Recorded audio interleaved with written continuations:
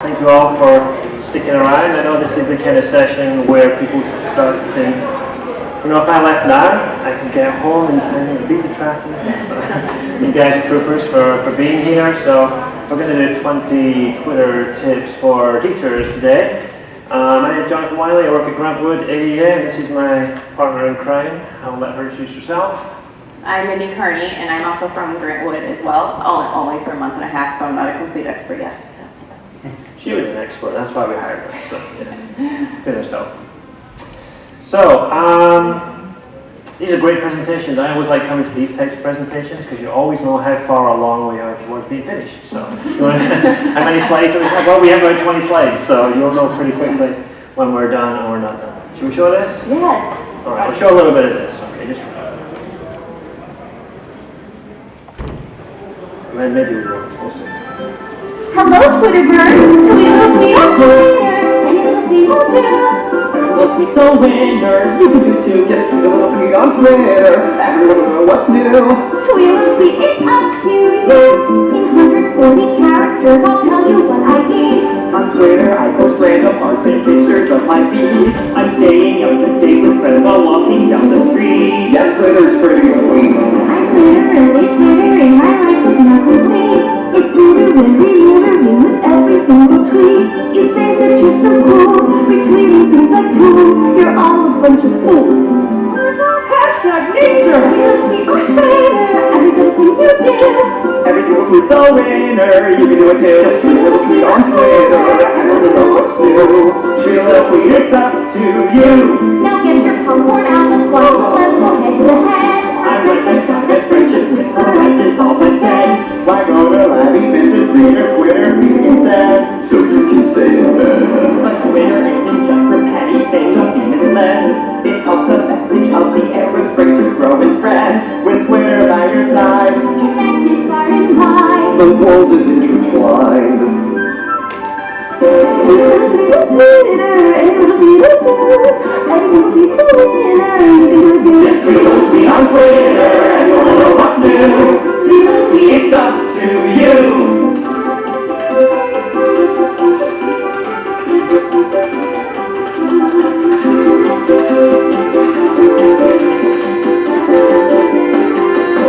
We're literally on Twitter and our lives are now the days. We'll hashtag this and tweet that and maybe do the tweets. with Twitter by your side. Together far and wide. Any little tweet will do. Tweet on tweet. Hey guys, thanks for coming. Alright, we're ready to go. I'm going to jump right in here with number one, and number one is to fill out your entire profile on Twitter. And so, you know, what does that mean? A number of different things you can do here, and you can see a kind of a template for it here.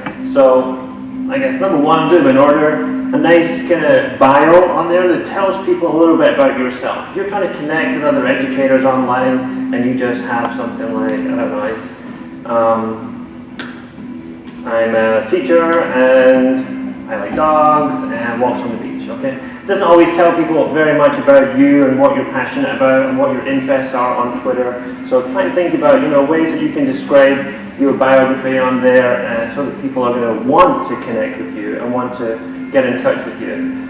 Location and website is an option underneath that one down there. So you don't have to put the exact town where you are living if you don't feel like that's appropriate. I mean, I think mine says Iowa, USA, okay? So you can stick to the state. You can put whatever you want on there.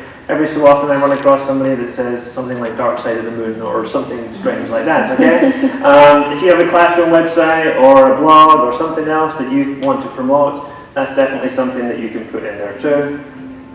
And then we go to the visual stuff here. So the cover photos go along on the top here. It's always nice to, you know, add a little personality, give people some idea about the kind of things that you like and are interested in, and you can put those up there in your cover photo. There's some suggested dimensions there if you want to build or create your own header, you can put those up there. And some kind of profile photo. If you are, so I don't know how to say this politely, but you know that egg that you see of people on Twitter, that kind of screams that you're maybe new here, okay? And you're maybe not 100% clued up with everything that's going on. So as soon as you put a picture on there, it adds a little bit more identity. People know who they're communicating with. They know that you're a real person. Some people just put like their school logo there, and that's totally fine as well. Put something there instead of the Twitter egg, and then you'll instantly get a little bit more street cred from other people on Twitter here. So just some ideas of things that you can do to just populate your profile. We're going to start with the easy things and move towards the harder things as we go through here. And what have we got next? Number 2. So the next thing up, tip number 2 is to choose your privacy settings. And I think your privacy settings all depend on what your purpose is for Twitter. So I have 4 different Twitter accounts, and one of them was a classroom account that I had when I was still in the classroom. For that Twitter account, I really locked it down. I had first and second graders, so I was obviously worried about privacy, and we have students in our school that couldn't be photographed. So I really wanted it to be very private, and then so going into privacy, if you click here where it says tweet privacy and protect my tweets, that means that the only people that can see your tweets are the people that follow you. And you can allow it to either approve or deny those who follow you. So I only had parents follow me. I had a couple other classrooms that we followed each other back and forth so we could kind of stay up to date with what the others were doing.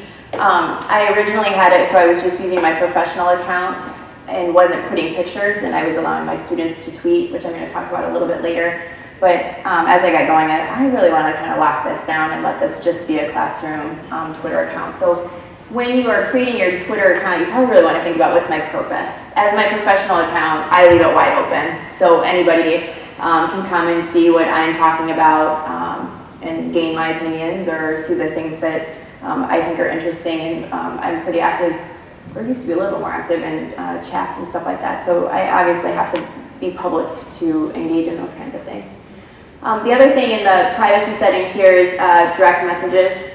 And that can be checked so that you can receive direct messages from anyone, which you can get some spam through direct messages. And if I have one person in particular I know that sends me spam stuff all the time, and so I just went and unfollowed her, and now I just spam her stuff out, so I don't get her stuff anymore. But so you can decide, I guess, if you want to receive direct messages from someone. We're going to talk about direct messages too, but to find where you can get them or receive them, that's right down here at the bottom. The rest of the stuff here in the privacy settings, I think is all self-explanatory. So if you go in, you probably don't need to, we don't need to talk about it too much. One thing that I did know, I went in and unchecked this was promoted content because I don't like ads in my feed. There's enough going on in there that I prefer not to get any promoted ads. So if you want to get rid of those things, that's what you find that too. So. Perfect, yeah. I like that direct message thing. It used to be that, I think it still is, that you have to follow somebody back in order to be able to direct message them, but you can just check that off, and anybody can send you a direct message. And this is almost like it's almost like a texting, instant messaging app now, like WhatsApp and Facebook Messenger. People that you maybe online, but you don't know what their WhatsApp or their they're on Boxer or they're on whatever. If they're on Twitter, you can just text people back and forward, and they've removed that 140 character limit for direct messages, so you can send people as much as you want in a direct message there. So that's nice. Do you want to introduce this one? Sure. So this video actually I find kind of inspiring because I was talking a little bit to Jonathan about when we first kind of started talking about this. Is when I first started using Twitter, I was watching all these through my feed as I was lurking, trying to figure out how it was working. I was seeing all these people with these amazing ideas, and I thought, I don't have anything to say. I can't compete with what these people are doing, and everything I'm doing is just regular. So when he told me about this video, I thought, oh my gosh, and so I'm going to let you show it, and then we can talk a little bit more about it. Thank you.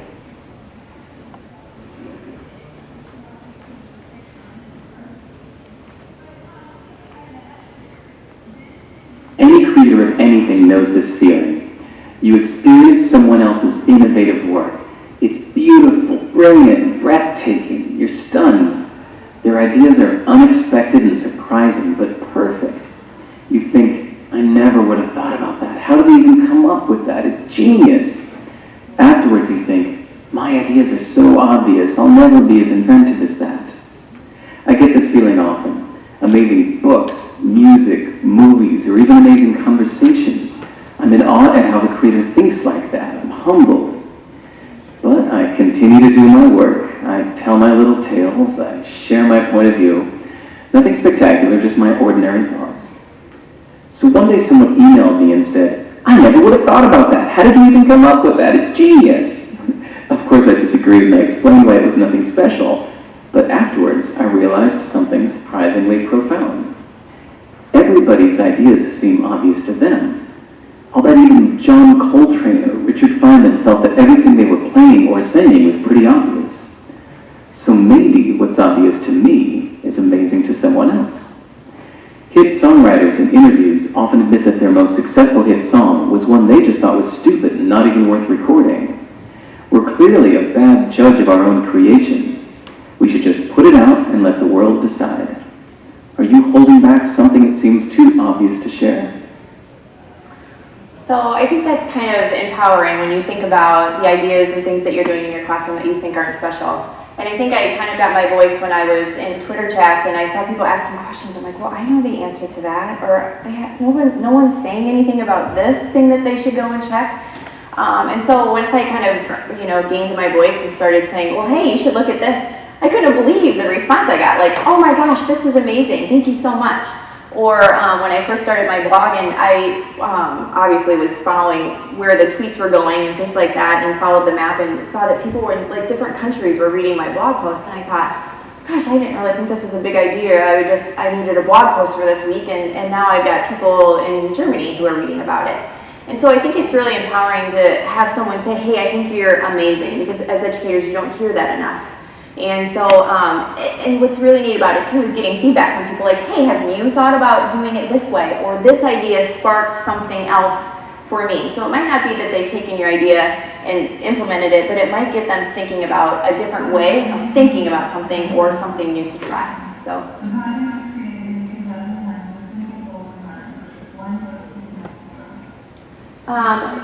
tip number 4, make the most of your 140. You should probably know you get 140 characters, that's it. That's what I love about Twitter. You say what you mean to say and, be on your way. So one of the things that I first noticed when I started Twitter was that everyone was using all these like little things I didn't understand, like TS, what was that? Oh, it must be teachers. So it's really important for you to kind of get your whole idea in 140 characters, which can be tricky. So a few little tips. Figure out the acronyms in the shorthand. There's a huge library here. Not huge, I'm sorry. There's probably like 15 or 20 that'll kind of get you going. And as you start tweeting more, you'll see things that other people are using, so that's pretty important. One of the things I didn't really understand until I actually had to look it up was what a modified tweet is. So that's if you take someone else's tweet and you have to change it to squeeze it into that 140 characters, because you have to give them credit. So if I find something that Jonathan's tweeted that I think is really interesting, I have to still give him credit, so the @Jonathan Wiley has to go still in my tweet. So I have to modify it down to make it shorter than it was before, but I want to tell people that I've changed his tweet just a little bit, so that's what a modified tweet is. And then the other one I didn't get at first was the #FF, which is Follow Friday. And that is on Fridays when people suggest other educators that they think you should follow. So a lot of times it's just a #FF and then a list of all of these people, and that's what they want you to do. Hey, they're giving them a shout out, you should really follow these folks.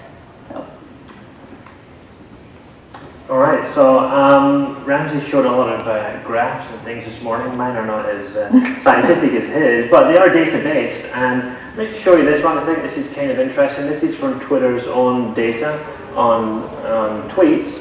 And when you're sharing stuff online, you want other people to see your stuff because you think it's worth sharing and you think it's worth other people seeing and take notes of. This is kind of the increase in retweets you get when you add extra things onto your tweet, okay? So if you just write a text tweet and send it out there, you're just going to get seen by some people.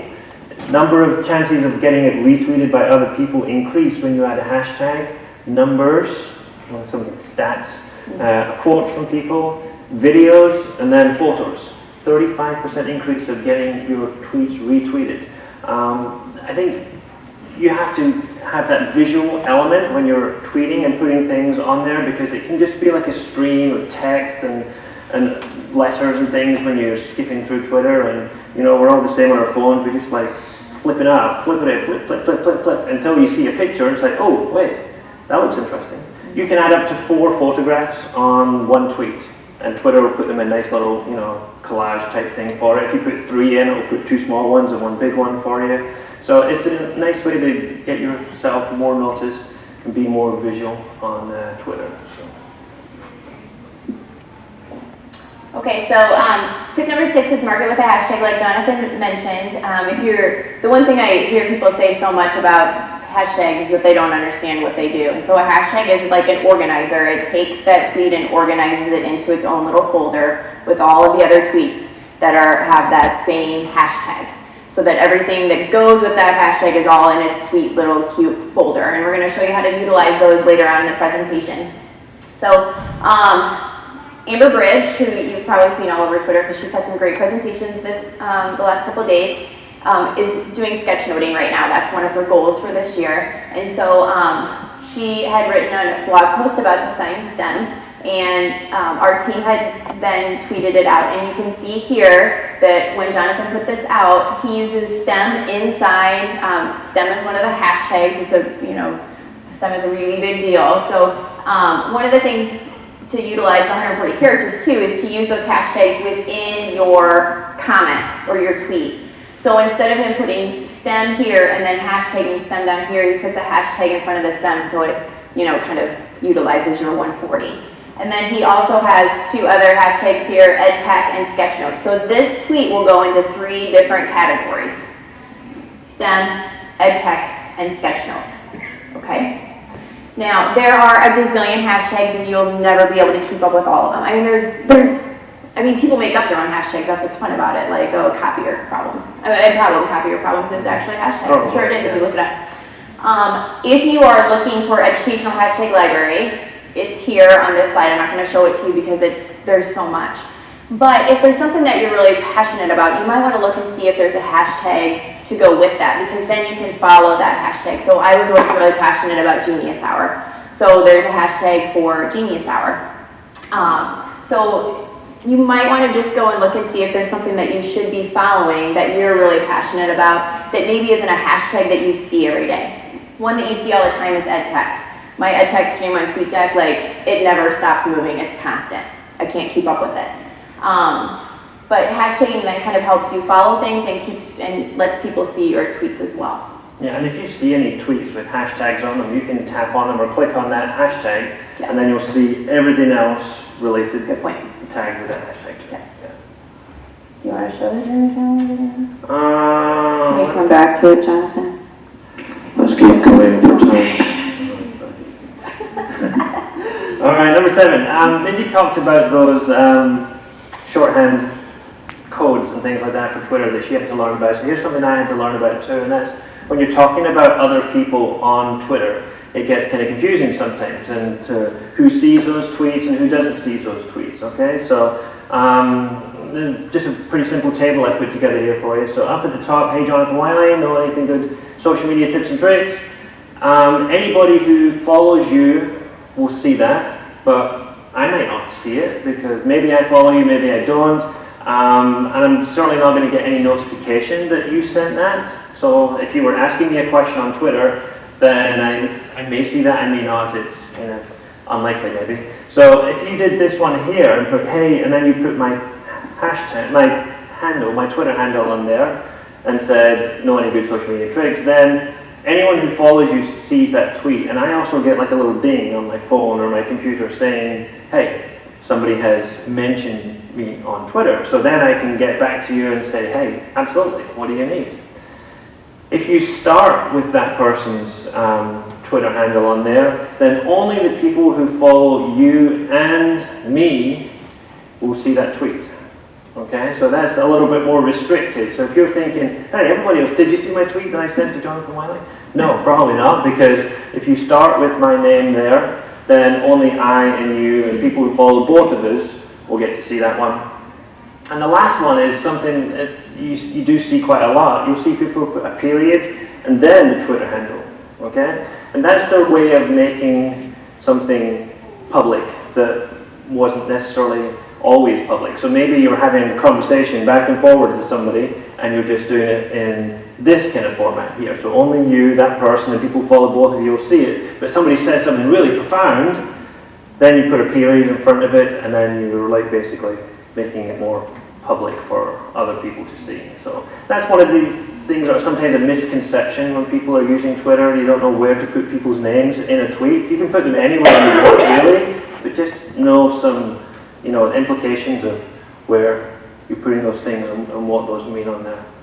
Other questions about that? Because that's kind of tricky. We have it. It's kind Come of back and look at the slides. Yeah, that's tricky. Okay, so tip number 8, zone in with Tweetdeck. So Tweetdeck is a website and an app that you can use, and it helps you organize your tweets. So you'll never read every tweet.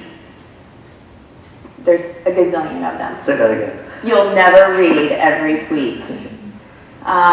There are so many tweets. I mean, I cannot look at Twitter for an hour and my little tab will say 235 tweets. I have more important things to do than read Twitter all day.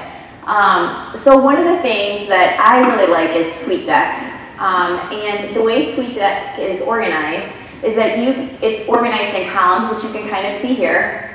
And then you can decide then what things you want to see in each column. So I have like 6 or 7 columns. One of them is a list that I follow. So I'm going to show you how to do that later.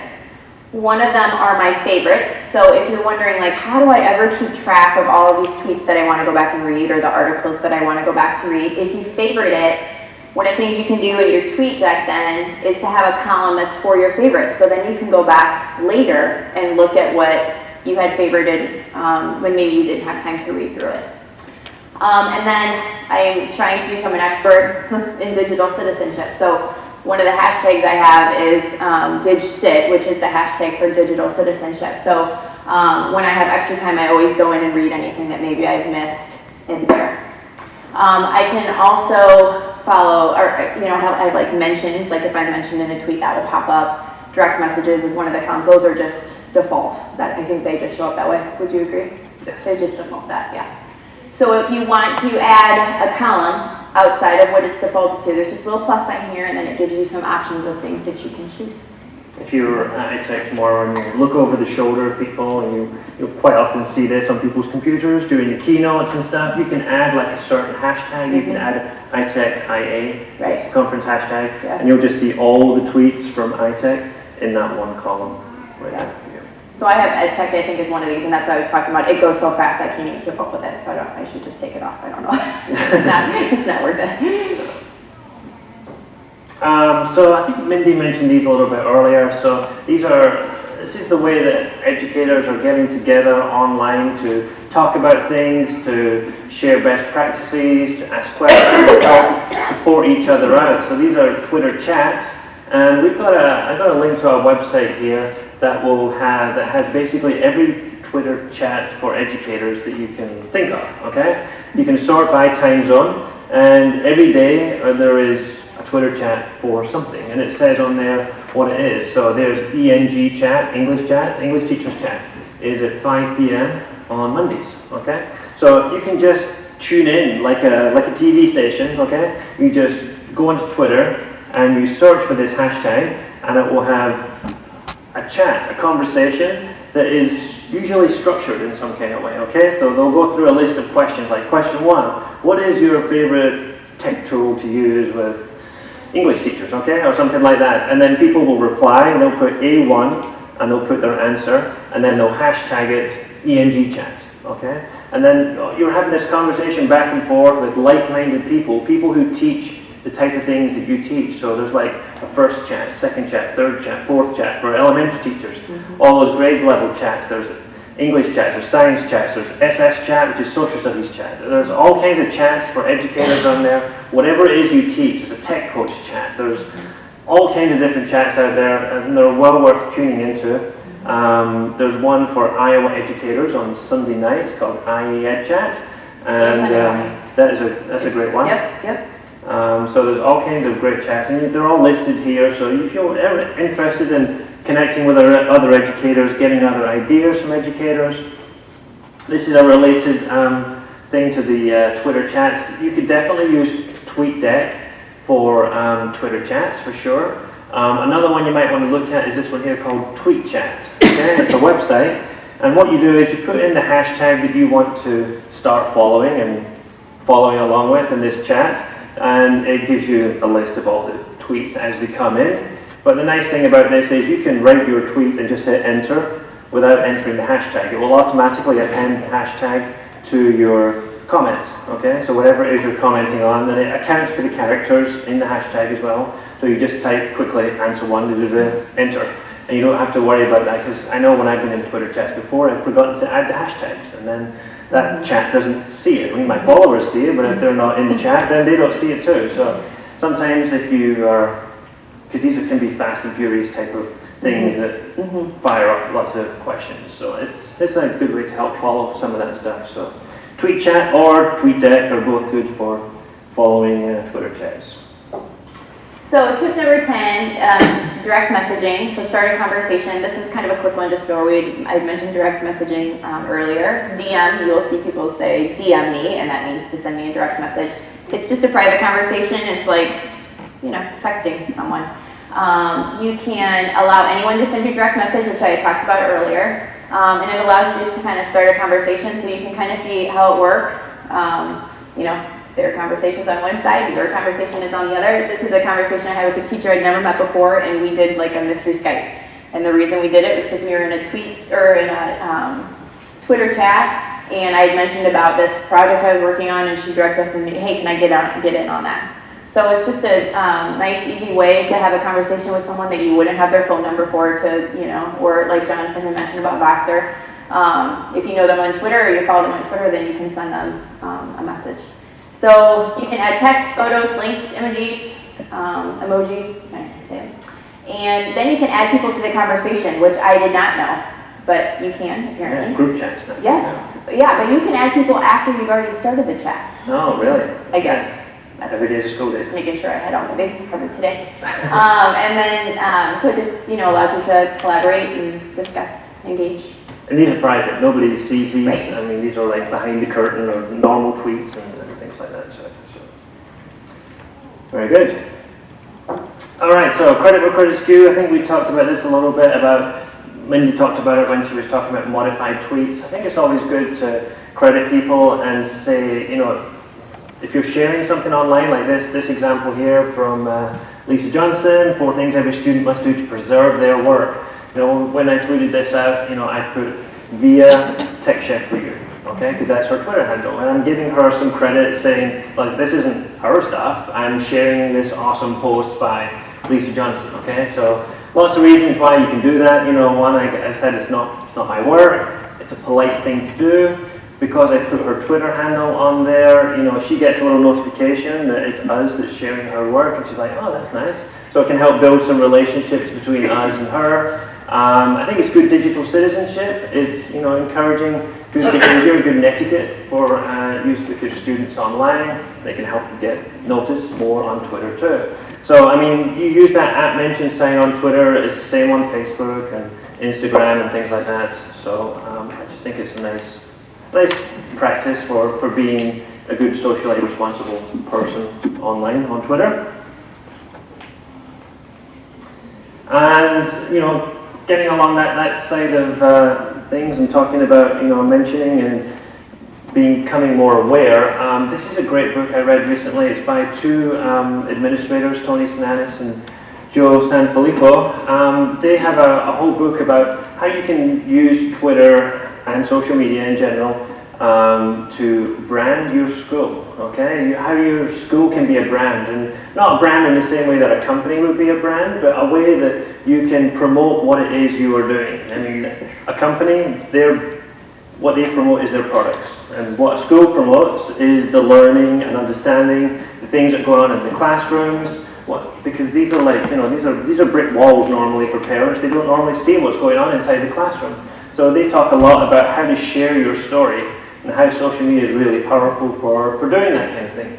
I did link to a spreadsheet here of schools in Iowa that are on social media, as well as their Twitter handles and their hashtags and their Instagram and their Facebook pages. And you can absolutely have a look at that. I believe this is anyone can edit spreadsheet. So if your school's not on there and you want to add your school and start, pushing out what you've been doing with your school on social media, absolutely you can do that. But this is a great book. It's a short read. There's not a whole lot to it in terms of pages, but it's powerful stuff. There's a lot of really practical examples of what they're doing with social media to brand their schools.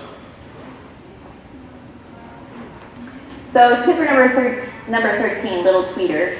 So as I mentioned earlier, I had started a class account, and there's a couple reasons to do that. One of them is so that you, like Jonathan kind of said, is kind of to brand yourself, brand your classroom, brand your school, so that people hear and see what you're doing. It's a window into your classroom. And then you can also follow other classrooms and start a Twittership. So one of the things I did with my personal account, or my professional account when I first started, was I allowed my students to be the tweeter for the day. And so at the end of the day, they had to come up with a tweet that told our story for the day. What did we work on? What did you think was exciting? And it got them really excited to, have their voice be heard. And I think it's a great discussion starter for modeling digital citizenship. So I was in a conversation today about social media and allowing your students to follow you, on Twitter or on Facebook. And my opinion about it is that with your classroom account, you could allow then your students to follow this account. If you're not, comfortable with allowing your students to follow your professional account, that one of the things they could do then is follow you and follow your classroom. It also gives you a window into how they're using social media. So it starts some great conversations. If you see on Twitter that they've tweeted something that you feel, maybe needs a discussion, it kind of opens up the means of communication and maybe even helps them think before they've tweeted, oh, you know what, Mrs. Kearney's going to see this. She follows me on Twitter, now she could see this. And if it gives them just 1 minute to think, should I be tweeting this or should I be saying this, it's probably worth it. Especially if you don't want your students following your professional account and obviously not your personal Facebook page. But so it's something to think about. It's kind of an exciting thing, and the kids really, really loved it. So like I said, I have 4 different Twitter accounts, and managing that isn't as hard as probably it sounds. I have my personal account, which I don't ever use just because I use Facebook instead.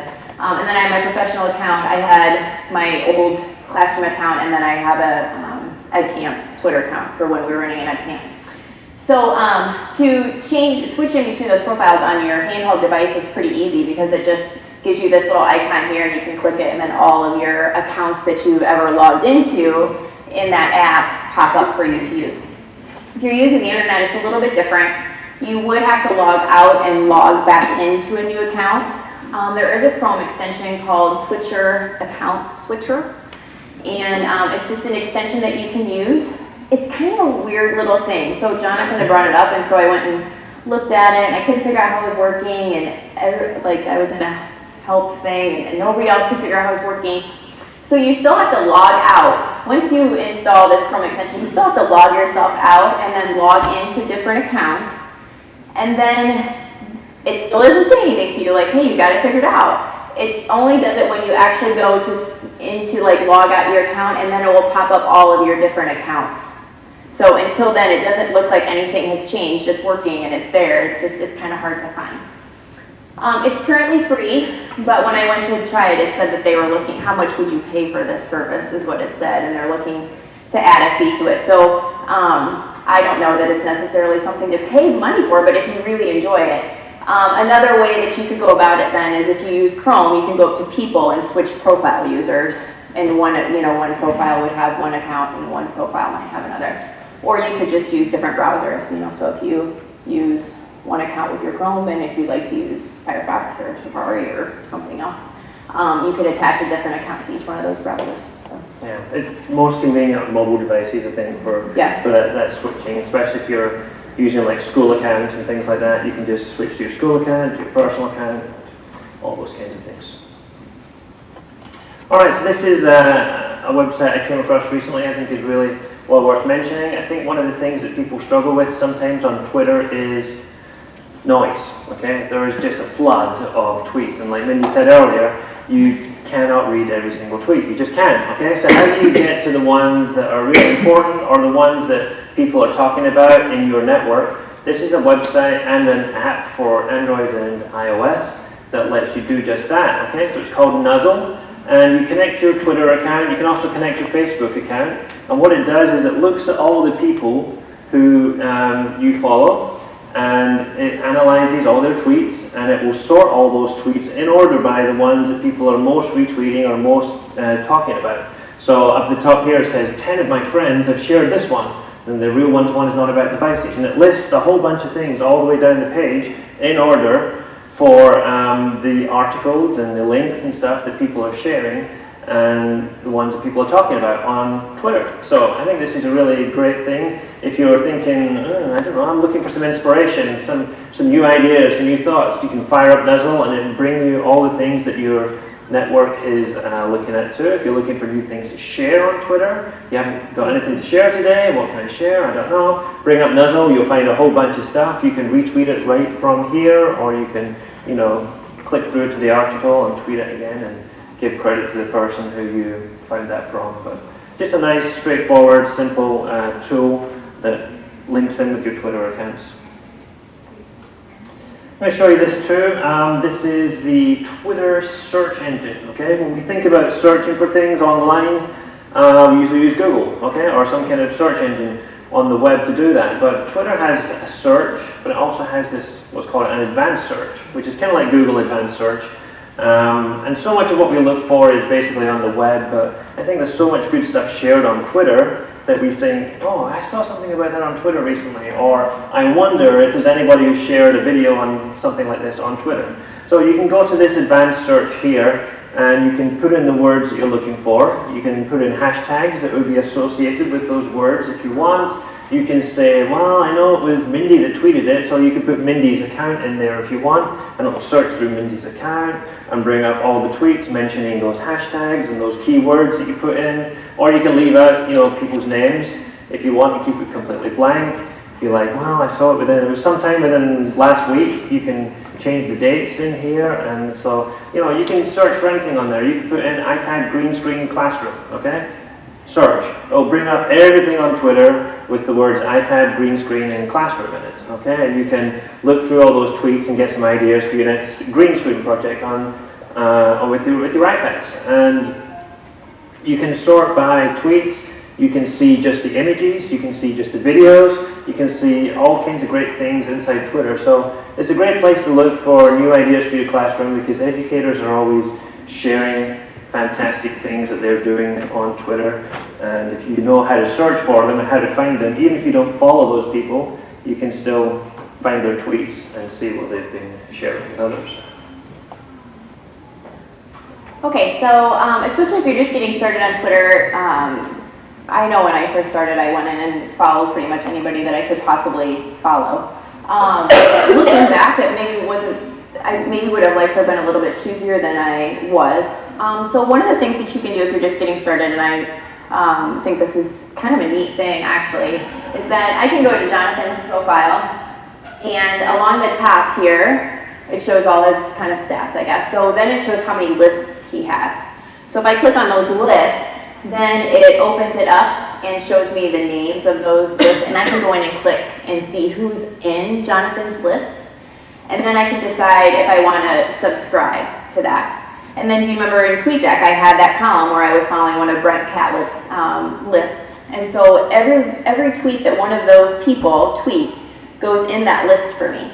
So there are all kinds of ones like, tech leaders. I think Jonathan has a tech leader one, maybe not. EdTech, Iowa Tech, so that you can kind of keep yourself a little bit organized too, and it helps you follow some people that someone else thinks are great. And chances are, if they think they're great, they've given them something to think about or have inspired them in some way. So it kind of gives you a little bit of a start if you're just getting started about who to follow, and someone that might be amazing to someone else is probably, hopefully, going to be amazing to you as well. Yeah, this is a little different from following people. You're not actually following these people, you're just adding them to a list. So if, for example, I have somewhere down there, I've got like an iPad educators list. I've got a list of people who are great with iPads. I don't necessarily follow all those people, but if I'm looking for iPad ideas, I'll go and look at the iPad list, and it shows me all the tweets of all those people there. So yeah, it's like another TV station, a channel, something like that. So then you might want to create your own list after you've gotten started. And so the way that you do that is you go into your profile and choose lists. And you can then just name a list. I mean, you create one. And then one of the ways you can do it is to go through and just type in people's names that you know want to go into that list. That would, I think, take you more time and more brain power than you'd want to spend at 7 o'clock on a Sunday night. But if you're in a chat or you see something that you think is amazing, what you can do is click on that person's name in a tweet, and then it takes you to your profile, kind of like I showed on Jonathan's, and then you're going to go to this little gear here, and then you can add that person to a list. So you'll just click add to list, I think is actually what the command is, and then it gives you the drop-down menu of what lists you've already created. You check the one that you want to put them in, and then you've held on to them. And then I have lists of people for digital citizenship is one of mine, I think. So in my Tweetdeck then, I have my digital citizen people in there, and then I can follow some of those as well. All right. We're getting there, Mindy. We're on 18. We might just finish on time. You never know. We're going to finish on time. All right, here is a little known, I think this is kind of like a Twitter secret, actually. Sometimes you see people on Twitter and you think, man, those guys must be on Twitter all the time. They're just always tweeting, okay? Chances are they're probably not, okay? Chances are they're using a scheduling tool, like Buffer or Hootsuite. And that's what I do. Okay, Mindy said to me the other day, wow, you've been busy, you were tweeting all day long. All day long. I really wasn't tweeting all day long. I had 8 tweets in a row from Jonathan. I sat on the couch for 30 minutes one night, I read through my Nuzzle and my Flipboard and Feedly or whatever, and I queued up a bunch of tweets, all right? So I didn't tweet them out, I added them to a queue. And this queue is scheduled to push tweets out at certain times during the day, okay? So you can time your tweets to go out whenever you want them. There are actually tools that will look at all your followers and see what percentage of followers are online at certain times of the day, and you can customize your schedule and all that kind of thing. But one we use at Grantwood is called Buffer. It is super easy. You can like right-click on an image, and we'll add that image to your tweet, and you can send it right out there. There's a browser extension for Firefox and Chrome, and you can just hit Buffer. And every time we add that tweet, it's just as simple as that. And it joins a queue of tweets, and it will just tweet out at any specific time. Because one of the things that annoys me, and I'm sorry if this applies to anybody here, but one of my pet peeves on Twitter is when I see one person tweeting, and then tweeting, and then tweeting, and then I've got like 8 or 10 tweets from the same person in a row, and I'm like, what's going on here? I'm just like, okay, this spaces out all your tweets so that they are nice, not all tweeting out at the same time. Mine are scheduled to go out, I don't know, like once an hour or something like that, once every 45 minutes. So using a scheduling tool is a way to do it. That's what the pros do. It's also a good way to do it for your school accounts. If you're at school, there's no point in tweeting at 7 o'clock at night maybe when your parents are putting your kids to bed and stuff like that. Make sure you tweet it out when you know the parents are going to be available or online and things like that. And you can look into your analytics on Facebook and Twitter and see when those times people are available. So you can send it to Twitter, you can send it to Facebook, Google+, Instagram, Pinterest. You can do all your social networks at once if you want. You can do 2 of them, you can do 4 of them, you can do whichever ones you want to send it to. So. And it's okay to repeat tweets. Yes, so you can absolutely. Send that same article out, 4 or 5 times because not everyone's reading every tweet, so it's okay to repeat it. Don't think, I already sent that today. Out all my followers already saw that tweet. No, that's not true. So, yeah, don't think that way. Tip number 19, link Twitter to Flipboard. This is a new one to me that Jonathan brought up, so because I didn't know it, I said I would share it today, so I could force myself to go and look at it. So Flipboard is kind of a neat little thing. It allows you to create your own magazines or follow magazines that people are creating. So they're taking links and articles that they think are important and organizing them into like a magazine, their personalized magazine. So Flipboard allows you to take your tweets and organize them into a magazine of tweets from your feed. And what I like about it is that it's very visual. A lot of times with my Twitter feed or when I'm looking, I only read things that have articles. I very rarely read things that people are saying or insightful things. I choose not to take my time for that. But I do often then look for something that has an article, and then I'll click on that and decide if it's something worth reading. So it's, I think, easier with Flipboard because it gives pictures, and then I can see if there's, you know, if it's something that's worth reading or not. And plus, it's just pretty to look at. It's really nice, I think, on the app, not so much online because it's just more of a scrolling. But like on my iPad, like the pages turn and stuff. It's really nice. So the easiest way, I think, to connect your Flipboard to your Twitter account is actually through your handheld device.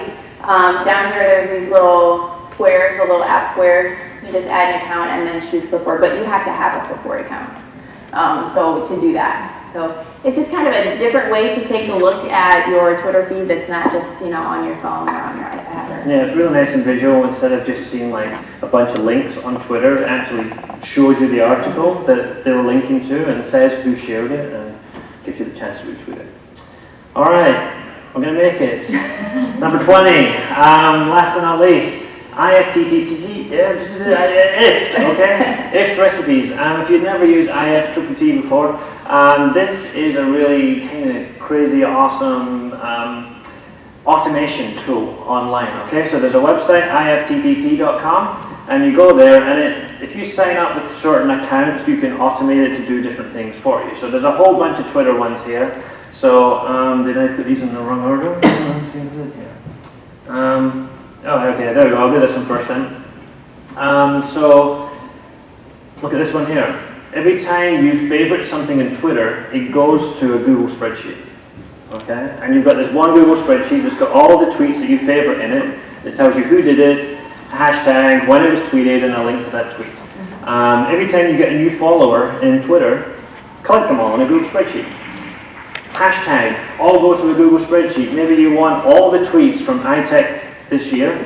You could set it up so that Ifttt IA, all those tweets, every single tweet goes to a Google spreadsheet. It's a good one if you have a hashtag for your school, that you could, you know, follow all the people that are talking about your school by, you know, looking in this spreadsheet here. Save links from favorite tweets into Pocket. Thank someone for following you from Twitter. So if you get an email into your Gmail that says you got a new follower, it will automatically tweet out, "Hey Mindy, thanks for following me on Twitter, you're a rock. I'm looking forward to connecting with you." Okay, that's just a really nice, pleasant, polite thing to do. Tweet your Facebook status update, so if you do something